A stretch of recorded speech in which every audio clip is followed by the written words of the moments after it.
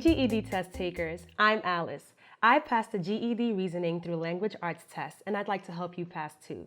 I studied with the Writing for the GED Test series from New Readers Press.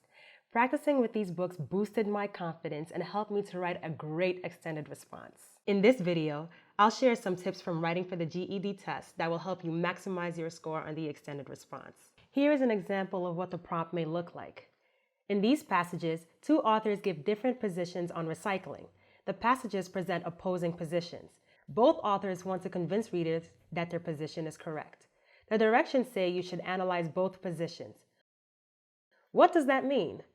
Analyze means to study closely and carefully. In other words, read the passages closely and pay attention to the details. Look for the reasons and evidence that authors use to convince you their positions are correct.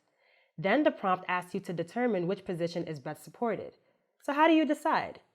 As you read, first identify each author's position. Then look for reasons and evidence authors use to support their positions. Use different colors to highlight strong and weak evidence in the passages. Analyze the evidence to determine if it is strong or weak. Here, I used green for strong evidence and yellow for weak evidence. Strong evidence includes specific examples, expert opinions, facts or statistics, results from polls or surveys, results from experiments or studies. Look for precise details such as names of experts, specific studies or research results, and recent dates. Weak evidence may include unclear references, unnamed experts, outdated studies, irrelevant details, flawed reasoning. Personal opinions with no facts to back them up are also signs of weak evidence. Which author uses strong evidence? Which uses weak evidence?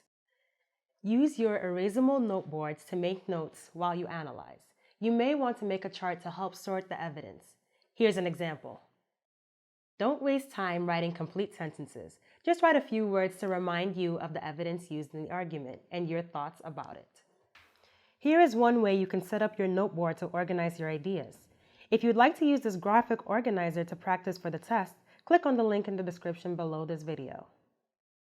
Here's a tip to improve your score. To identify an author's position or claim, ask yourself, what does the writer want me to do or believe about this topic?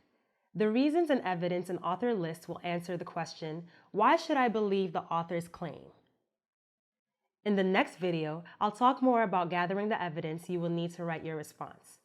If you want to learn more or practice analyzing arguments, purchase Writing for the GED Test Book 3 by New Readers Press.